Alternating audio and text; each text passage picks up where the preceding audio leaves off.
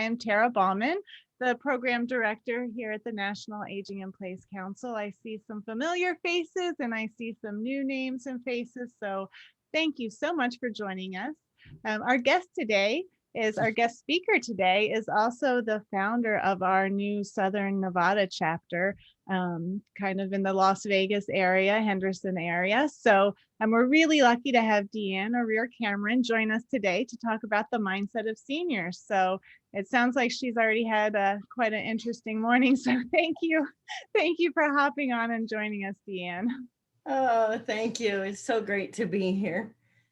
Yeah, just so everybody knows, trying to get on here was interesting. My mom just had 2 falls, and she went to, I guess, a food pantry, called her and asked if she wanted anything because they have a surplus, and she said yes. And they gave her this wonderful load of food that she tried to get into the house all by herself. And she has a few challenges. So, right as I'm getting ready to come on and discuss the mindset of seniors, there's your perfect example of how our mind says we are still able to do all those things, even though we shouldn't. So I'm going to start off. I do have some slides just to make it a little bit easier. So I am going to put that up now.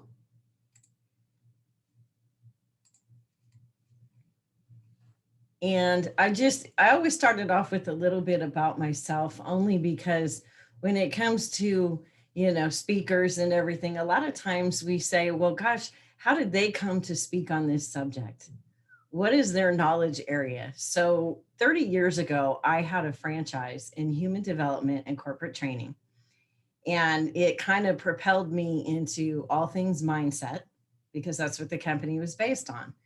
From there, I started working with individuals and not just companies and nonprofits, et cetera. And even though I left that field for a while, it was interesting because I utilized it in everything that I was doing. I noticed that the mind is really behind everything that we do. It doesn't matter what industry, what career, none of it matters. We are going to have our mindset involved. And when I came to Vegas, I was in the healthcare industry right off the bat. And that was, I guess, 23 years ago now. Time has flown. And then in the last 11 years, I have been working full time in all things senior. So when I say all things senior, we're talking, I first went in with my husband because he's an entertainer. He's a professional entertainer, so he does a little bit of everything. I have that background too, but he's the main attraction. And we went in and we were doing some entertainment. And while he was playing the piano and singing, I was talking with all of these seniors and I was really listening. They had so much wisdom, right? All these nuggets and gems of information. And at the same time, I would obviously hear their complaints and rants, right? They had an ear, so they were going to share it. And so I just took it all in. I took a lot of notes and, I thought, well, I know that, sometimes they just like to complain. They don't have a lot to do, right? But I noticed it was the same pattern of things. And it got me, because of my mindset training, it got me really interested to go deeper. And so I really started to work with them. I used to do a lot of education pre-pandemic, obviously, at their communities. I also am ordained. So I did a lot of their church services and just really helped them with a whole lot of things. Obviously, the aging process mostly, because it comes with a lot of quirks, as we know. And I wanted them to have their mind right first before they even thought about working on the body ailments. And in the process, I had sat down at a coffee with councilmen in my area, and the mayor was there. I sat down with her and asked her why their senior board was not active and hadn't been for over a year, when 48% of our demographics are seniors. I just couldn't follow the mindset of not having a senior department or an active board. Well, that, of course, Valen told me, because she could see that I was serving kind of person. So that's what I did. I served. And so I've been doing that for the last 4 years, going into my second term. I'm also a Zumba instructor, and I know so many things, the area director for electronic caregiver, which is kind of like a medical alert on steroids. I'll say it the way my husband says it. So you can kind of see with the background I have how mindset has become so important to me when it comes to seniors. And before we go into the mindset of seniors, we really have to understand the mind itself, right? Because I can talk to you about the seniors, but then it'll just be the vague overview that you're always used to. And honestly, mindset matters in everything, every aspect of senior. So this is going to get a little technical. I'm not going to go through the whole thing. I just want you to understand the mind. So we're going to look at the mind. And remember, this is not the brain. This is the mind. A lot of people don't understand the difference. The brain is the physical aspect. The mind is the spiritual, as you would say, right? Your inner self, so to speak. So you have your conscious mind here at the top. And then at the bottom, you have your subconscious. And like I said, it gets a little technical. I don't expect anybody to know all of it. We're not doing a quiz, right, at the end. And then you have the body. Now, notice how big the circle is for the mind over the body. There's a reason for that, because the mind is just that powerful over the body. We'll get into more of that later. So the conscious mind is our thinking mind.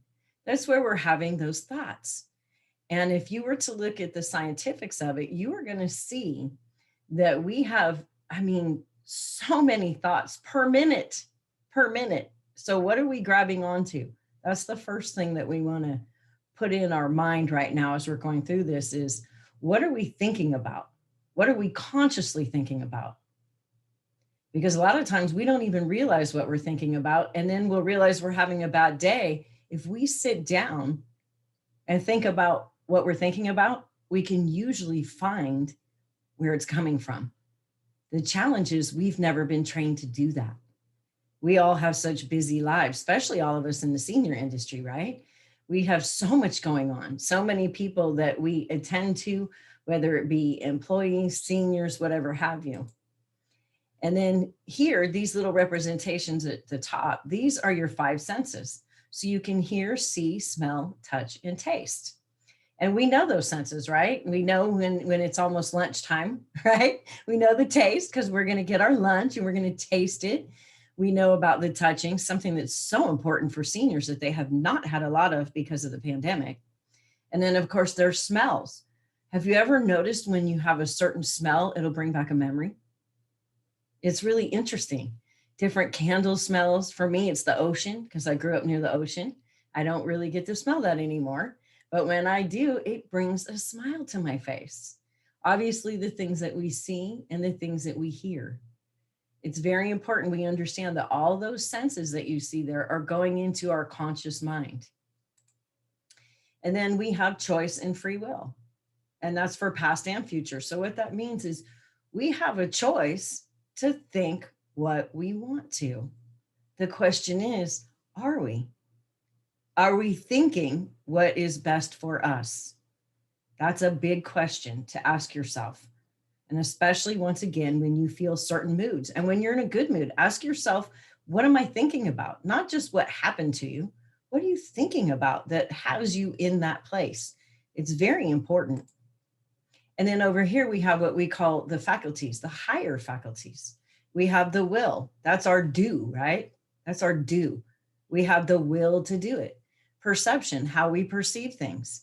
This was a big one in the last year. People all perceived this pandemic in different ways. Some people flourished, others suffered. And we know a lot of our seniors did because of isolation. And it's really how you're looking at things. You can take two different people looking at the same situation and have two different perceptions. It's really interesting. And of course, reason, how are we reasoning on things? Our imagination is the key, believe it or not, to everything.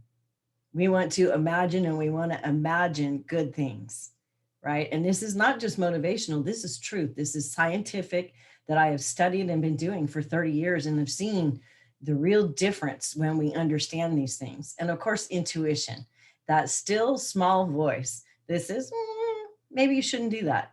But then we do it anyway. And we think, why didn't I listen?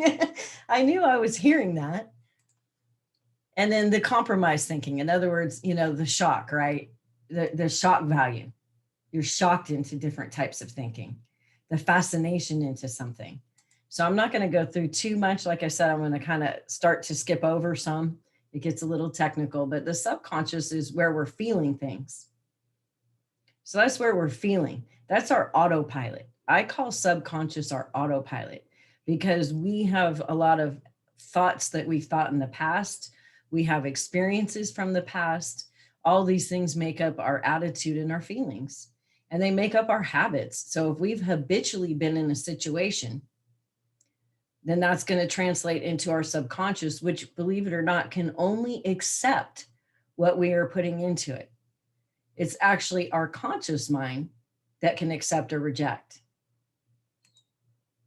And then we have our beliefs and our mindset, our habits, all the things we were just talking about that make up our programming. And it's also, in my world of mindset, called a paradigm. And the paradigm can be good or bad. It's just basically what's in there. All these things you see listed there are what make it up. Self-image is probably the one thing that I work with people on the most. We don't realize that we've had things that have happened in our past. We think we've released them, but they're still sitting there in our self-image. And so that's one of the things that I really like to uncover with seniors, because we don't always know when we go to serve them in our industry, their full past. We know the things that are on our intake sheet, but we don't know the full details. It's important to know that when we're going to serve them. And it's important for us personally to know that about ourselves. And believe it or not, with the subconscious, there's no choice. That's the accepting that I was talking about. It always accepts. There's no judgment either. The judgment comes from your conscious mind. So once again, that's why we want to think about what we're thinking about. In this subconscious, the way it gets programmed is through repetition, and it's through spaced repetition. You can see that a lot in advertising, right? Like with Kleenex. Kleenex is a brand, and people will often say, do you have a Kleenex? They won't say, do you have a tissue? That's because of their branding. Something I know we're doing at NAIPC. We're getting a lot of great branding, right? So that people know about the wonderful things that all of us who are a part of it are doing. And then there's others listed too. And then what happens is all these things that make up our mind, they are over our body, and they are what also create us to go to action, right? We don't act without having a thought first. That's why it's so important that we think about what we're thinking about. And when working with our seniors, what are they thinking about that's creating the actions that they have? The top action that I know we all will recognize is denial. Kind of like my mom this morning. Denial that you need that assistance or that program or that service or that extra level of care, right? So it results into the action, which then of course goes into results. So that's just a brief overview. Once again, I know it can get a little technical, but it's easier for me to explain it if I give you my cute little stick figure. Because the main thing I want you to understand is that we have a programming in our mind, but we do have choice over that. So now we're going to get into the actual mindset of seniors. We're going to break it down to the seniors. So obviously, when you're a senior, you've had more years here on this earth, right? So you have a lot more beliefs and habits that you've collected. Doesn't matter whether they're good or bad. They're just your paradigm, if you will. They're your programming.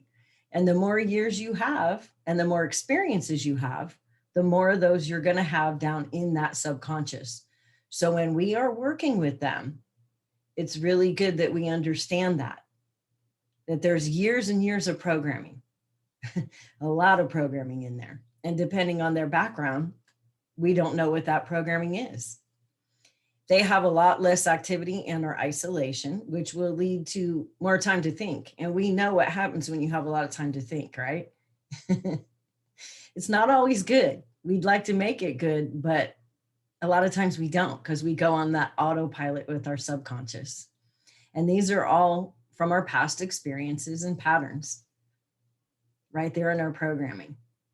And then, of course, there's the stigma of aging, right? Society, as we know it, really does have a stigma of aging. It's really interesting. I see that just by when I went to the mayor and I said, why don't we have a board that's active? We're 48% in demographics. And I think sometimes people don't know where to start because of these stigmas. So it's up to us in the industry to be those pioneers to get rid of that stigma, because guess what? We're all going to age. And if we don't, that's not good either, right? So I remind seniors all the time for their mindset, it's a blessing to be a senior. I have family members that did not get to go past 43. They never got to experience that. And it's all in how you look at it. So it's really a matter of giving them examples like that, sharing with them, showing them that you don't have that stigma. Instead, you want to work to make their life better. And obviously, as I mentioned earlier already, we gain a lot more wisdom, and it can be a beautiful gem. I know we've all had experiences where we've learned so much from our seniors, but it can also be a little problem, right? Because a lot of that wisdom may not be wisdom that serves us. And sometimes it may serve us in the past, but it doesn't serve us now, because if there's one thing about life, it's ever changing, ever evolving. And seniors know that better than anybody, because they've already gone through all the ages and stages. They've seen things go from, black and white TV to color TV to, a few set of channels to so many channels we don't know what to do with ourselves, right? They've seen a lot of change, and we have to understand that. And of course, their upbringing. What values did they come up with? Each culture is going to be different in that respect, right? Because I know for all of my Asian friends, as soon as their parents start to age out, they bring them into their home. It's amazing to see. And it's beautiful. They treat them, that their elderly parents are treated like gems for all that wisdom and for all those years. It's amazing. And I don't really see a lot of that in all cultures. So it's something we want to keep in mind. Now, how do we know all these things about seniors? And especially on an individual level, we're going to ask questions, because that's what helps you understand where a person is in their mind and their beliefs and their values and their culture. You want to ask those questions. And it's interesting because I've noticed that most intake sheets don't address that most important part deep enough. It's really good to put some of these on your intake sheet so you don't forget to ask those questions. Think about what it is with the seniors you're working with, the seniors in your family, the seniors that are your neighbor. What are those questions that will help you to understand them, to serve them, and even to love them, right? Love those quirks because we understand where they got them. And then that will also help us to address them, to hopefully get rid of them. That's the ultimate goal, right? And it does. It applies to families and anyone working with seniors. And by doing this, think about what better seniors we're going to make, right? I don't know about you, but after working with seniors for so long and on so many levels, I tell myself every day, I want to be a fun senior. I want to be the one that everybody wants to be around. I don't want to be, unfortunately, like my grandmother, where she had Lewy body that was not addressed, and I was, 2,000 miles away. So I didn't spot it until later, and then I got involved, and, everybody would think she was just a grouchy old lady. And there was something more to it. See, if we're asking the right questions, we're going to find these things. We don't have to wait until it gets so far along. Because as we all know, cognitive disorders are sometimes hard to spot in the beginning, because it could be just a normal part of aging. It could be depression. It could be so many things. And do you realize all those things go back to the mind? Every one of them. It's really amazing how everything starts with the mind. And really, you're going to find out that it's a lack of information, or they're just not doing it. When you start asking these questions, you're going to see with your seniors, older adults, as they like to be called now, I saw from a survey, you're going to find out it's literally just a lack of information. They need to be educated, right? Or they're just not doing it, because we all have that knowing doing gap. We know what to do, but we're just not doing it. I think everybody has at least one of those things in their life. Some have more than others. It's just important to find out these things. If we truly want to help and serve seniors, that's how we do it. We find out more. We find out their past, find out what's going on in their mind, what created these habits they're in. by doing that, it really is going to help you to get a good snapshot to be able to serve them with whatever it is you do with them in such a greater way. Or maybe it's serving your community like I do. It helps me when I get each call. I recently got a call, one that's distraught. She's already been distraught because of the pandemic and, all the things that went along with last year. But now she has a diagnosis and she's just not dealing with it well because she's coming out into this diagnosis with what I call COVID mind. And that's serious, right? Because that's isolation, that's fear, that's doubt, that's worry. And so that's why it's very important that we share, care, and ask a lot of questions. So education is really vital. And I know that we all know that here because we all are involved in education, whether it's in our own career, these types of education, et cetera, but it needs to be repetitive. Spaced repetition is how we create the information for it to last. And especially with seniors, they have got a lot of years of habits. So it's going to be very important that we get them educated. That means we don't go in, do an intake or whatever your procedure is. We don't go in there and just hit it once, right? And tell them this information. And sometimes it may be you that goes in and then your employees go in. So it's a matter of making sure that employees understand this too, how important the mindset is in this, making sure that they understand that you are going to have to be repetitive. So don't get upset about that. Don't get irritated because you have to repeat yourself.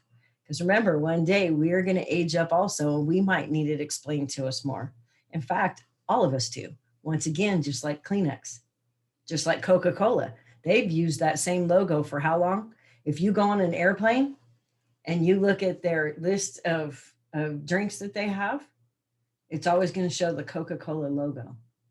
And see, that's spaced repetition. That's exactly what that is. And it's funny because have you ever noticed if you're out and about and you think you want something, it's usually because you've seen the commercial, you've seen the logo, and it's in your mind. You can picture it, right? If you want a certain food.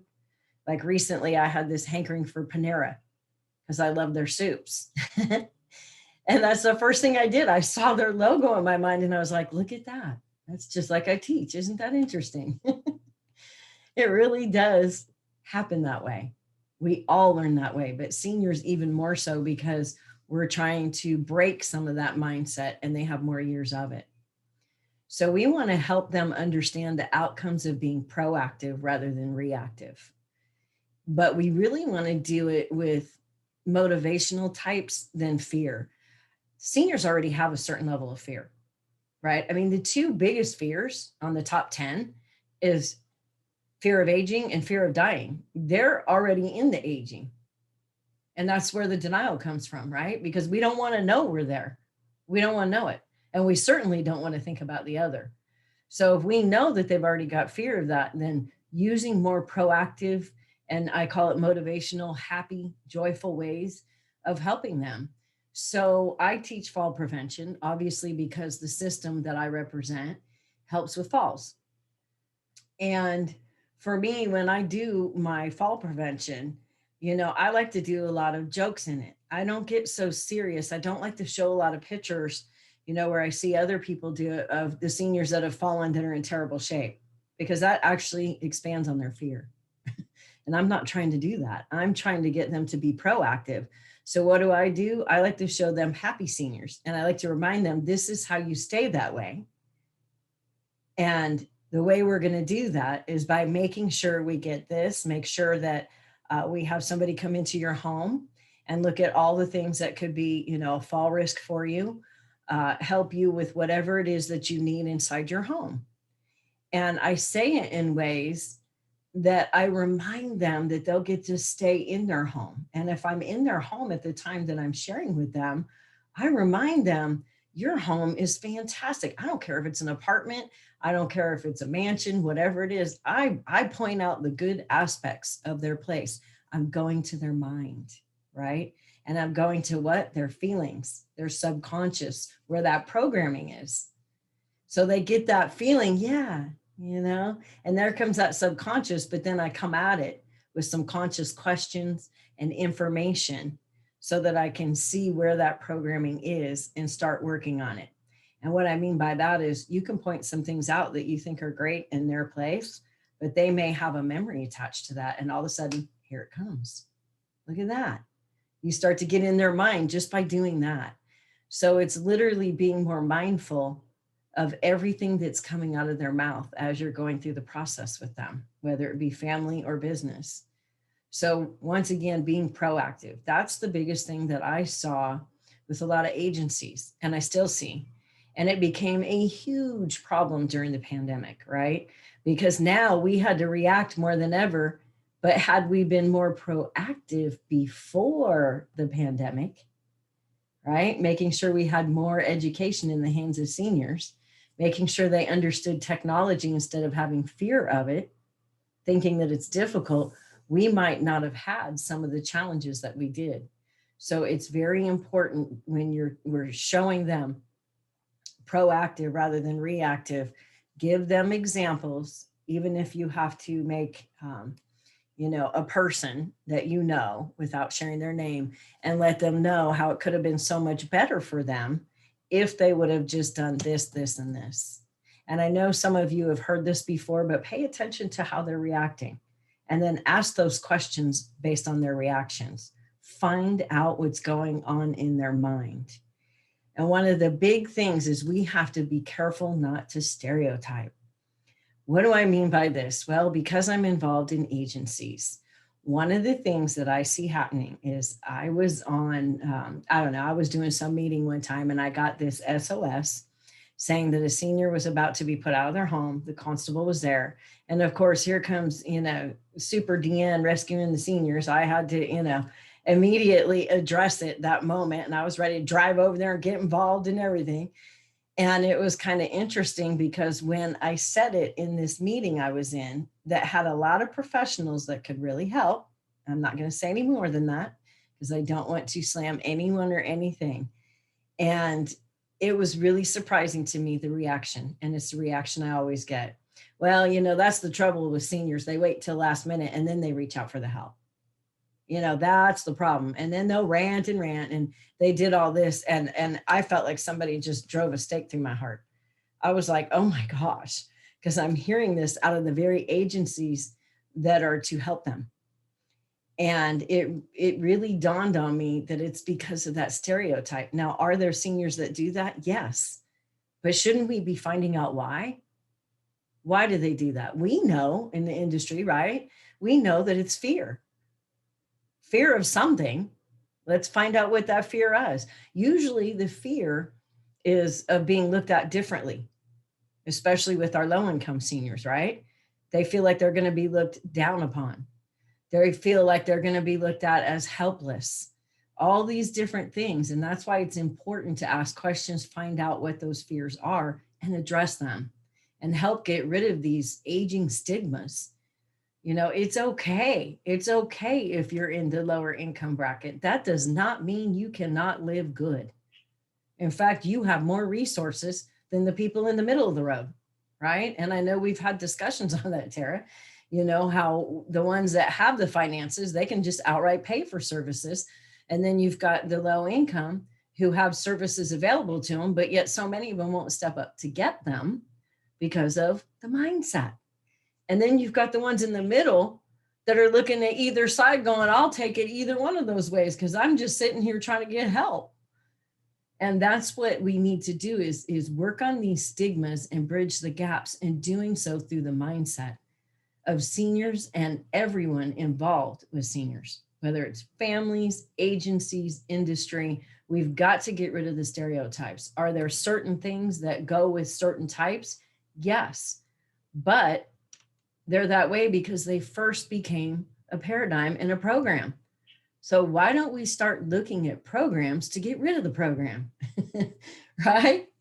Let's do some deprogramming here so that we can get more help with agencies and, governments, everything. If we all get out of that stinking thinking, we can get somewhere. We can move forward instead of being stuck in the reactive phase. And then this is just a fun slide I'd like to put up there because, we talked about the spaced repetition, right? And it works for us. It works for the seniors. It works for every human.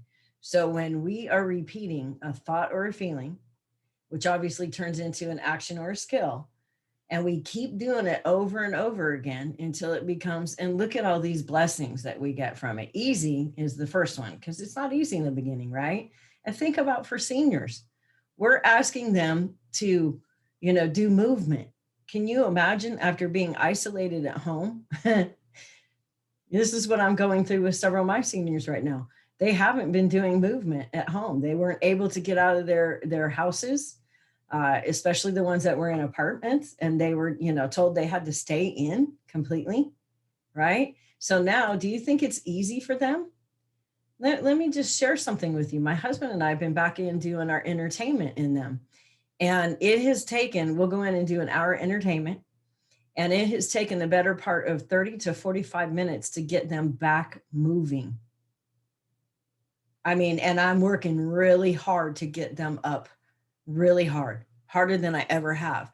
And that's because why? It became a habit to not move, to not dance, to not do these things. That's how powerful the mind is, just in a year. And so when we are trying to, get them, with their, whatever it is, PT, just normal exercise, whether it's activities at their communities, we have to keep that in our minds, that that's what's in their mind. They've created these habits now. So now we gently help them until it becomes easy again.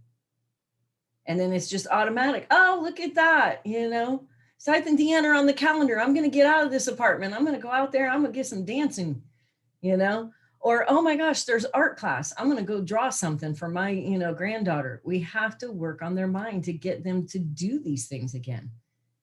So I just kind of wanted to show everybody what repetition does. It really does work. And it works for you too, not just for the seniors. So if you're like me and you're saying, oh my goodness, I need to do this and this, just remember, it so becomes natural and easy when you keep repeating. So I couldn't resist this picture with all this, when we get this job burnout, right? Tiredness, stress, depression. And I wanted to put this up here because when we're working with the older adults, we really need to work on our own mindset regularly, because we are around a lot of their bad beliefs and habits, right? We know that because we see them and we're trying to work on it. And I know it's frustrating. I thought it was great that frustration was going up right in the middle over the end, because I see so many people in the industry get frustrated. They want so bad to help, but yet it seems like they can't. And that's because we're just not fully going deep enough with what's in their minds, the people that we're serving, what's in there, what's causing them to stay in that habit, and what can I do to help them change that habit. And when we start to look at that and really dissect it, you will get your intuition to share with you what that is for your particular situation. That's what we have our intuition for. But our intuition, we are not going to hear if we are burnt out, frustrated, right? If we have all these things going on, they're going to get in the way of us hearing from inside ourselves of what we need to do for each client, patient, family member, whatever that is for you. Now, after COVID, obviously the healthcare workers, seniors, all of us, right? We have been worn out from the propaganda, all of the negative. I mean, I don't know about you, but after a while, I just had to turn off the TV. It's bad enough. I work closely with the health district. So I was doing COVID Zooms to everyone in the industry to keep them abreast of everything. Obviously on my senior board, getting all this information out. And I felt like after a while, all I did was just give out negative information all day long. And that's so the opposite of me. Me, I'm showing people how to get anything they want out of life, right? How to be 80, but feel on the inside like you're 30, but don't behave like you're 30, of course. So this was so different for me. And I finally noticed 6 months into it that it was affecting my mind. But yet I teach on the mind, because I realized it was just too much negative. So we have to learn to give ourselves space and grace to come out of this. and to get our mind back to the world is good, that things are good. Because what did we hear all last year? I don't care what it was. I mean, it was just constant barrages of stuff. And everybody's perceptions, that was the biggest problem, right? On TV, it's nothing but perceptions coming our way. We forget that the news is entertainment. They're looking for ratings. And I had to call so many of my seniors and remind them that, because they were stuck indoors and they got sucked into the news. So they started getting all these new beliefs. And I told them, I said, you know what? We don't truly know what the truth is behind a lot of things. That's just called life. There's a lot of mysteries to life. So we really need to help them and help ourselves and everyone around us by getting away from the negative and really trying to put a positive and proactive spin to everything that we say to them and that we do.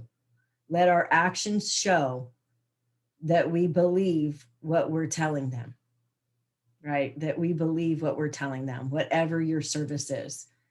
Make sure you really, truly believe that it's a fit for them. When you believe, your belief will be an energy that radiates off of you to them. And then all of a sudden, their conscious mind is going to open up and they're going to be more receptive. And then it drops down to the subconscious, which might try to reject it, right? Because even though it's not supposed to, it just accepts whatever we give to it. But in the beginning, it's that teeter-totter, right? It's like, whoa, new information, stranger danger, right? So we want to make sure that we're coming at it knowing that what we're saying to them may not be picked up the first time, because in their subconscious, there might be some habit or belief or cultural habit, whatever, that is stopping them. So you see why that repetition is so important. And sometimes we just want to get there. We want to get done. We want to get them going.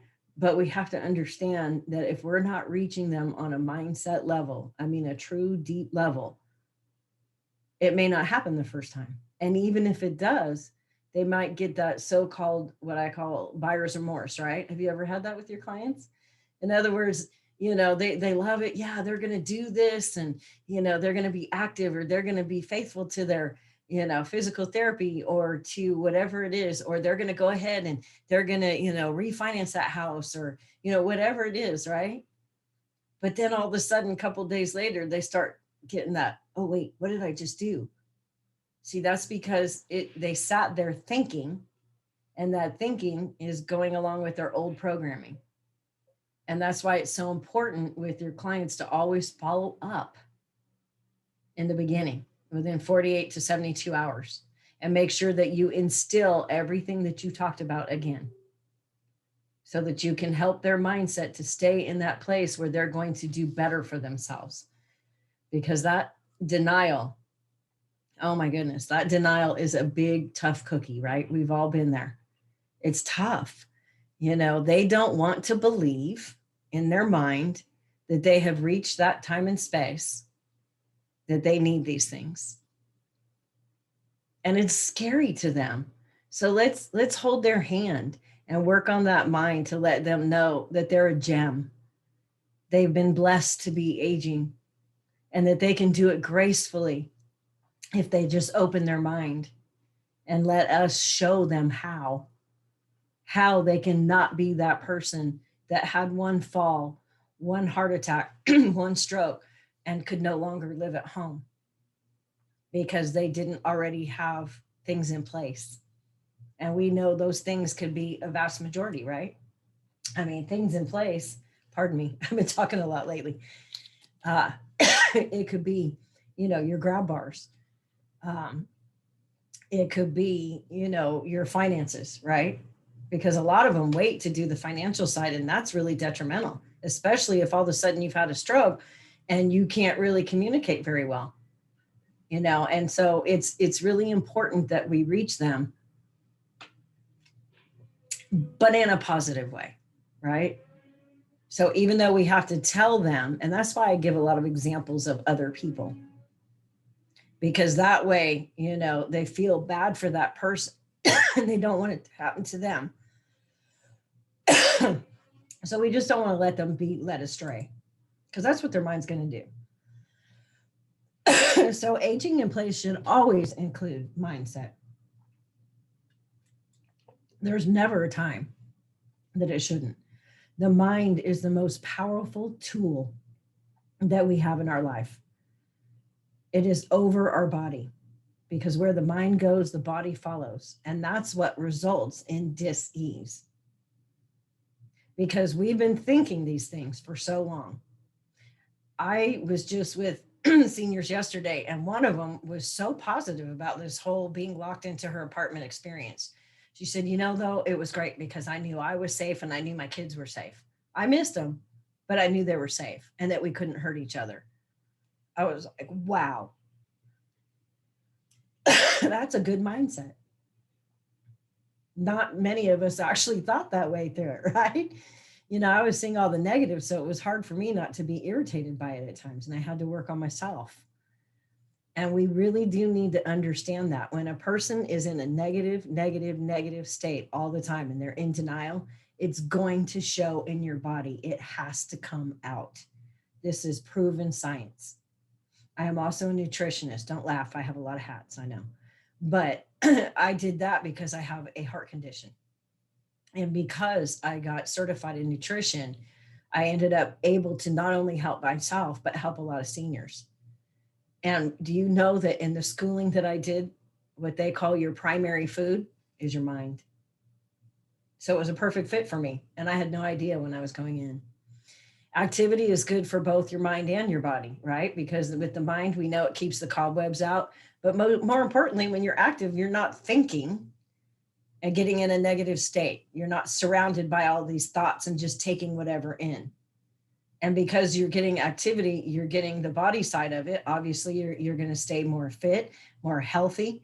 And most of all, those endorphins. I used to call them endolphins. I collect dolphins. So. And those endorphins are going to do what? They're going to make you happy. And then you're going to grab onto the better thoughts, right? You're going to think better thoughts. So it's a beautiful cycle. And when we understand the mind in all things, we can be of better service to the seniors and not just going through the motions, And you will find that every day is a beautiful experience when you work with their mind. And it'll become a challenge when you get that tough one in front of you, right? When you get that one senior. And I tell my seniors the same thing all the time. When you have that neighbor that's just, when you work on these types of things with any human being around you, it's going to be amazing, the difference. And make it a challenge. Make it a really good challenge to understand people's minds. I mean, I've seen in some of these facilities that I go into employees with that burnout, and it's so obvious because they barely even smile at the people they're serving anymore. And when it's a bad day. How do you think that affects the people that they're serving? They're already in a bad place because they're either in a rehab, a skilled nursing, whatever have you, right? They're already beat up by the aging process, by the life process. And now you can't even give them hope. I don't know about you, but I don't ever want to become that person. And if you see other people in that state, make it your mission to help them. How you do that? Ask questions. So that's what you would do with your colleagues. That's what you would do with your employees, your family. Everyone. I'm telling you, the questions are the key to the mind. You start to find out what's going on. And it's just very important that we bring mindset into our incredible world of seniors because of what we just came out of. We came out of negative. We came out of loss. We came out of isolation. And all those things just took whatever was going on in the mind and stomped on it. Just stomped on it. So the best thing we can do for the mindset of seniors is ask those questions. Ask them again if you're not really sure, because sometimes they'll say part of it and they'll stop, right? They don't want you to know. Make sure you earn their trust. Isn't that what we should do when we're in business anyway, right? Earn trust. So earn their trust, ask those questions, and really help them to understand that even if you have something debilitating as a diagnosis, even if you're living alone, even if, notice that's the key here, even if it's okay, you can still age in place and do it gracefully. You can still live life. You may live it at a different level, but whatever's in your mind is what's going to help you do so, because then you're not going to be focused on whatever that dis-ease or diagnosis or mobility challenge, whatever have you, is. Your focus will no longer be on that. Your focus will be on the things that give you joy. They may not be the same things as the past, but that's okay, because we were designed and created by our Creator for different stages of life. So we want to help them make this stage the best stage, at least from a mindset standpoint.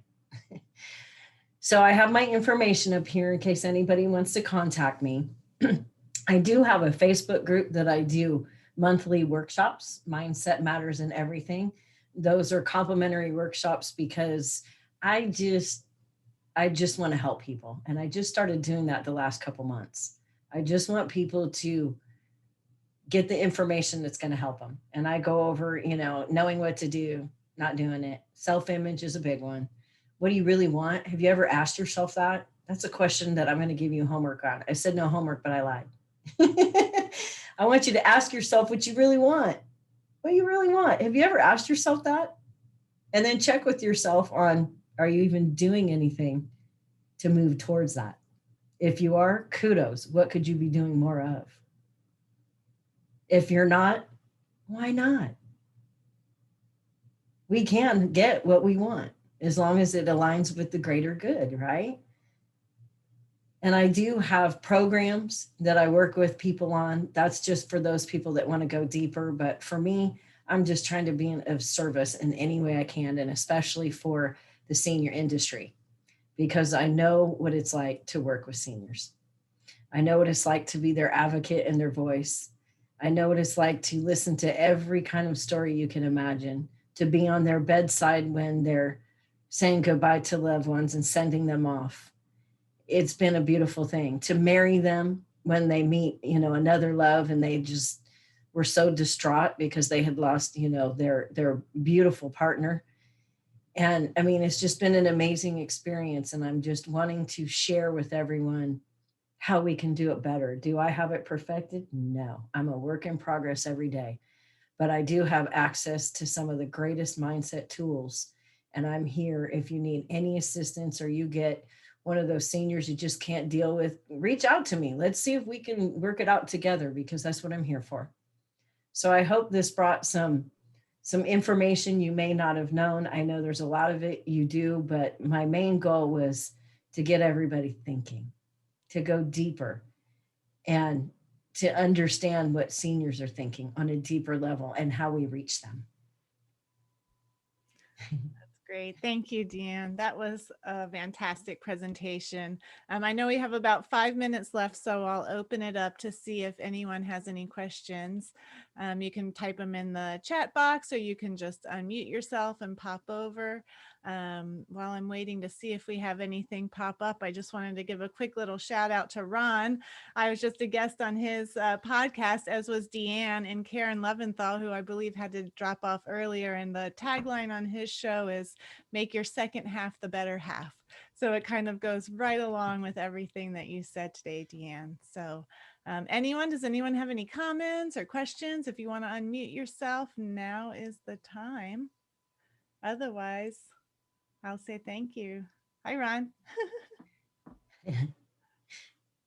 Sure, if you want to go ahead and unmute yourself. I unmute. I see there's some others too. I just wanted just a comment, Deanne. It's great seeing you again, and it's great having you on my show with Tara. I just am, impressed and gratified to hear you, because I just, when you talk about things that are good for seniors and how to deal with seniors, I often think of the sense of, we look at this as a vulnerable and the fragile population, and it just strikes me, and the same thing I thought, with the beginning of the disabilities movement. We sort of make accommodations for this population, and then when you really think about it, it's like, wait a minute, this is good for everybody. yes, it's especially good, when people feel scared and vulnerable, but these sorts of things are important for everybody. And, as, as you're talking, I'm thinking about, the nature of our country, and everyone's talking about this huge political divide, we have. And I'm thinking, this is also useful, could be a useful tool to do all sorts of things in getting past, a lot of things and bridging that divide. So I thank you for that. And hope to speak to you again soon. Yes, thank you. I enjoyed the show, and I agree with you. Mindset really does matter in everything. Yeah. It really does. Yeah, and I think we had one more question from Mukund. If you want to unmute yourself there, we'll take you next. Yes, for very good presentation. Thank you very much for that one. One point that was brought about the elderly people living together with the family in Asian families. It's a very true. Still, it is true in those who live in their own home countries in Asia. But all those immigrants who have come here, for the first generation, it is also true. In most of the cases, in my case, my father lived with us 35 years in New York with me and my brother after my mother passed away. And that is a trend, that it is a respect for the person to have the elderly stay with the family. But whether it will be for the second or the third or the next generation, it is very doubtful, because as they get assimilated with the American culture, they are guided by the surroundings and the environment in which they grow up. So slowly, I think it may recede over a period of time in America. Thank you. Thank you. And Thank you. for And I have to say, I hope so to that. I really hope so. I hope America goes that direction. Mhm. Any other comments or questions today? Well, thank you. That was great, Diane. Thank you so much. And if you know any professionals in the Las Vegas, Henderson, Southern Nevada area, Diane would love to meet them and connect them to our new chapter forming there. So thank you everyone for joining us today. I hope to see you at a new event next month on, I think it's June 23rd. You'll have to check our calendar. We're having a Hidden Gems of Aging presentation, and it's going to be put on by a guy who invented the Roomba system that cleans your, the vacuum that cleans your house automatically. He's created something called the Labrador, which assists seniors moving things where they have gait ambulation issues, and they can carry everything from it can lift your food off the counter to helping you with laundry. It's kind of amazing. So I hope to see you all at that event next month and at some of the events in the future. So thanks everyone. We'll see you next time.